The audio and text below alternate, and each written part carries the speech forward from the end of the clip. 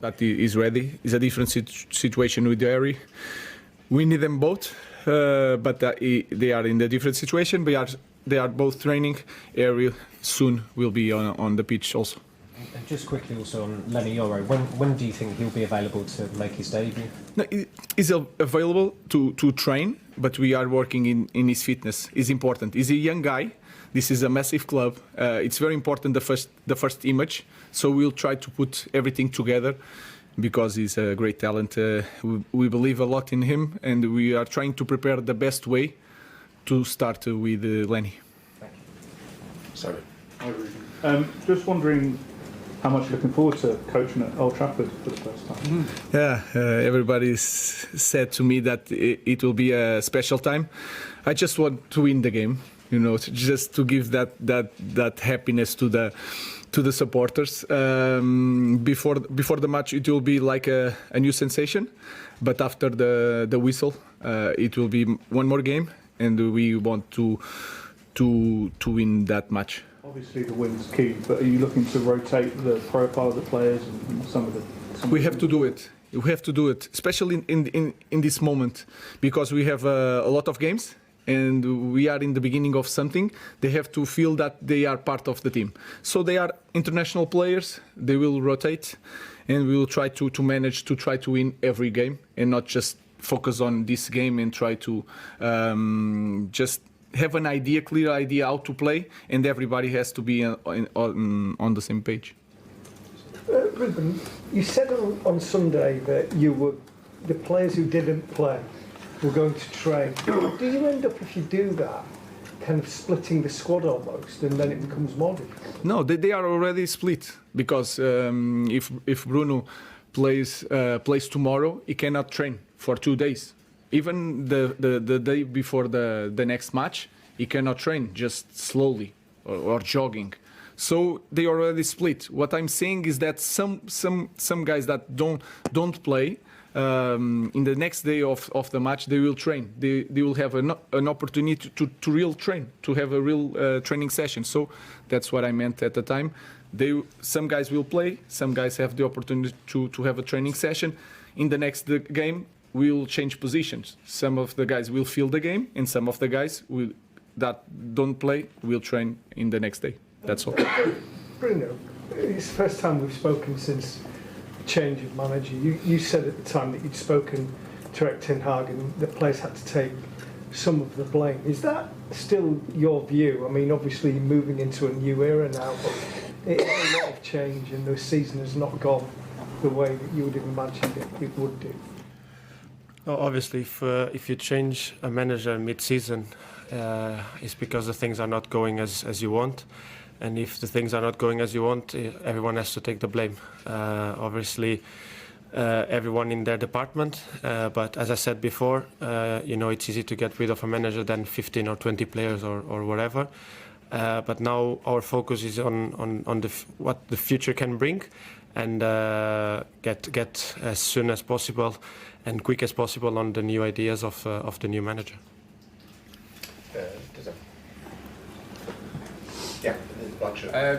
Bruno, I've got a question for yourself. Obviously, your time at Manchester United, you played in many different roles, from obviously central attack, you made to right wing and so forth. In terms of playing in the front three, is there anything in terms of your own personal game that you feel like you may need to change to adapt to the system, or do you think it'll just be a smooth process perspective? You can ask that to the manager. No, but that is a good question. Come on. No, obviously, you always have to adapt to different ideas, different positions. Even sometimes playing in the same system, you have to adapt to different ideas of playing on the ball and off the ball, because the manager can ask different things. So it's not difficult for me to adapt in any position. I'm really well aware of what we do in training. I try to absorb everything from every position. Obviously, it's not possible to get everything, but I try to be having an understanding of the game. Also, because being the captain, sometimes the manager can give the message from the bench to the pitch because of the noise or whatever, and so you have to be able to try to solve the situation together with your teammates, and knowing or having the knowledge of every position, kind of what movements they have to do, what kind of pressure the manager wants us to do, and that's a little bit also my role. Anton. Hi, Ruben. You talked about sort of getting used to being Manchester United manager, and yet on your first day, your first game, you've had an apology from Ed Sheeran. How to sort of show how different and weird it is being Manchester United manager? Yeah, especially in Portugal. Here you are used to see that, but in Portugal is so different. I think you sometimes overcomplicate things. Was a simple question of say hello to one of the commentators. You call it commentators. So for me, it was nothing. I just was thinking about the game, and I was with Joaquin. Joaquin is the real star in that panel. So so for me, it was really okay. It was nothing special. Take a Norwegian question. There. Yep. Yeah. Yeah, thank you. Hi, Ruben. You described Jose Mourinho as a mentor for you. He's obviously had his encounters with Bodo before. Have you spoken with him about it or taken any notes? No, just the results. And I'm expecting a very good team. They can win the league this week, I think. They run a lot, and that is a very good thing for us in the moment. We need to improve that. So we know that in this game we have to run a lot. They have some special players on the wingers. They can play on the pockets very well. And they have that aura of winning games. And this is also because they are winning all the time. So I'm expecting a very intense game, a very good game. And I hope to see different things, improve some things that we didn't do so well in the last game. So it will be a good game. Next year. Hi, Ruben. Bodo has a very important match on Sunday, and the coach, Kjetil Knudsen, has said that they might rest some players tomorrow. Do you believe him, or do you think he's bluffing?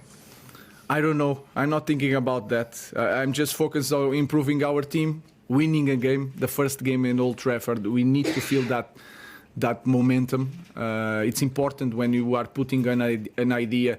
If you win, it's a big help. So I'm just focused on our team. I know the players and the way the team plays. They will not change because one player is going to be out. So I'm just focused on winning the game and see different things in our squad. Hi, Ruben. After the game on Sunday, you said to us that the team would suffer for a long period as they get used to you and your methods.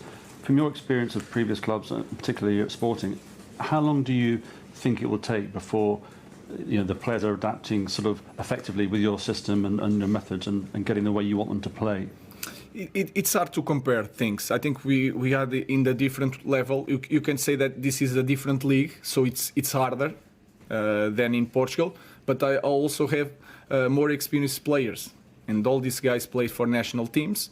They just need to increase his confidence. And at the moment, I don't know how to answer that question. I don't know how long, but I will know that with a lot of games, without time to train, it will be tough for me, but it will be tougher for them because they are on the pitch and they will suffer a little bit. I will try to help, and we have to manage to win some games and try to increase that idea in the team. Hi, Ruben. You said after the Ipswich game, I think you gave the example of Johnny Evans. He was a little bit confused. He didn't know whether to come and press. So, not specifically about Johnny Evans, but just generally, are you surprised that top players like Bruno and the rest of your squad are not able to work it out in a game situation? To take that example, to go and sort of press a player because that's the obvious thing to do. Does that surprise you?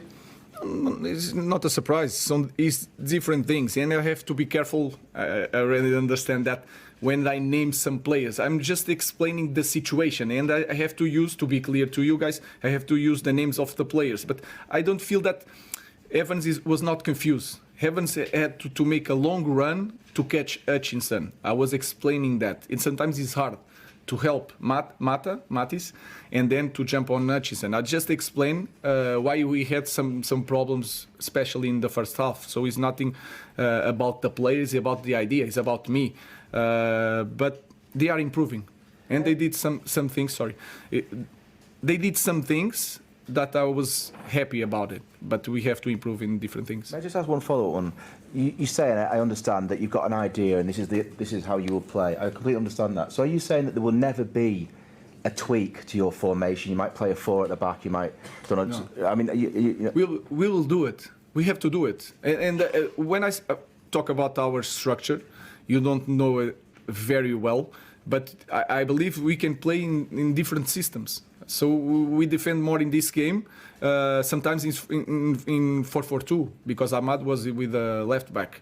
So we want to put the structure before, and then we have to play in different systems, because nowadays every team changed the dynamics. So we will adapt that. We're just starting with the beginning, and then after that we will start with different things. But I think our structure is the power of this structure is to change the formation in each game. Question for Bruno, Flex.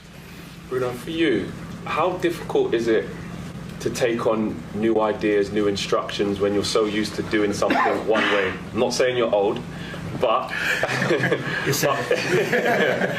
but for yourself, you've been playing a certain way. You're very used to certain things, and you're very experienced. So when Ruben comes in and maybe has different demands from you at this stage of your career, how easy is that for you to follow through versus maybe when you were younger and you were less experienced but more open to different ways of playing? No, I think probably could be worse for the younger players, because for me, I know very well what the players of Sporting were doing. I know exactly what they were doing in their positions. So not because I was reading what the manager was doing there, but because I was watching their games. And obviously, at the stage of, as the manager said, we are international players. So every time we go to the national team, you probably play in a different system. And for example, when I go to national team, sometimes we also play with a back three, and sometimes I play as a 10. Sometimes I play a little bit deeper. Sometimes I play a little bit wider. So already in the national team, I had that experience of the manager with a formation, like the manager said about. We play with a three at the back, but then you rotate, and then you end up playing different ways. You press them in one way, you defend in another way, you attack in a way. Then you always have to move. And in the national team, we do that a lot. So I don't think the age should be a problem, either older or younger. It's about carrying the most you can from the dynamics and from the players you have around, and then I think every training session try to get something from the game and understanding what the manager demands from us. But at the end, as the manager said, you don't need to overthink things. You just have to know that we have a base, a foundation, and from there on you still have to play and do your game. Neil. Ruben, this club hasn't really had a recognised consistent goal scorer maybe since Zlatan or Lukaku. Do you see that's what this club needs? Because you left two strikers on the bench on Sunday, you played Marcus up front. It's got a lack of goals. Is that the major concern? No, of course, there is a concern in that, but I think we have to improve as a team. Because we have quality players that can score so many goals. But you can feel it in the second half. We controlled the possession of the ball, but we were not dangerous. Maybe because we spent the week trying to work on build-up, and then the rest was not worked. So we will try to improve as a team, and Rasmus and Josh and Rash will score more goals. Even Bruno has to score more goals. Ahmad has to be better near the goal. All these guys need to improve, and we can score so many goals. We don't need to you are trying to, if I need a new striker to score goals, we need to improve as a team, and these players can score more goals. Marcus scored 32 seasons ago, which was his career best, and he's slid since then. He's not even in the England setup. Can you see something in him that you can get him back to those levels? Yeah, I will try to help him. That position is not the best one for him, especially in the game like that. We have to kick with high pressure. We have to kick the ball so many times, and he was like fighting with two giants. So we'll try to find the right solution for him as for the other players. But he has to be Marcus first of all, to try to return to that moment. And then he will have the help of all the staff with all the club and all the fans, because he's a Manchester United boy. But he has to be the first one to really want it. The first one to want it? To want it. Yeah. Okay, we'll leave it there. Thank you. Thank you. Ruben Amorim takes charge of his first European game with Manchester United tomorrow. They face Bodo in the Europa League at Old Trafford. Let's head to their training ground now and join Anton Tolui. Anton, let's look at Manchester United as they prepare to take on Bodo Glimt in which is his second game in charge. In that first game against Ipswich, United outrun in terms of distance covered. Is that the problem they've had all season? Yeah, absolutely. I think it's about finding out what the Amorim way is. As you can see, his final training session before, like you said, his first European game in charge is taking place right now, and he'll be hoping to replicate the last time Ruben Amorim was in charge in continental competition when his old team, Sporting, hammered Manchester City by 4-1. Now, on that occasion, they had 33% of the ball. Obviously, they'll be having and hoping for a lot more against Bodo Glimt. As you can see out there, good news for Manchester United. Whisper it very quietly. They're starting to get all their players back, and that includes Harry Maguire. He is out there training. It'll be interesting to see whether he's ready to return from injury against Bodo Glimt tomorrow night. Also out there is Lisandro Martinez as well. So obviously we know there have been injury problems for those two. Victor Lindelof, obviously Lenny Yoro hasn't played since his signing in the summer as well. Centre-back's been a cause of concern, especially considering there's been so much talk obviously around Ruben Amorim's 3-4-3 formation, which obviously puts sort of a greater emphasis on physically needing more centre-backs. Well, two of them, Martinez and Maguire, are out there training after being out for some time. So that's very good news. But also out there, you've got the likes of Tyrone Malacia, who rejoined the bench, obviously. Luke Shaw, who came back off the bench at the weekend as well. One of the biggest problems under Erik ten Hag over the last few months, maybe the last sort of season really, was not having enough fit defenders and able to have a solid back four, back three, whatever they want to play. Now Manchester United are getting fit at the right time, which would be absolutely fantastic news for Manchester United's new head coach. Also out there, obviously trying to impress, you've got the likes of Rasmus Højlund and Marcus Rashford, who was back in the goals at the weekend as well during that draw against Ipswich. In the Premier League alone, only 3 players have scored 2 or more goals for Manchester United. So obviously, goals have been a concern. But like I said, United getting fit at the right time. Rasmus Højlund will want to do what he did in European competition last season, and that is get goals and show what he can do at the highest level. So good news on lots of fronts for Manchester United as they prepare for their game against the Norwegian champions tomorrow. Anton, thank you very much.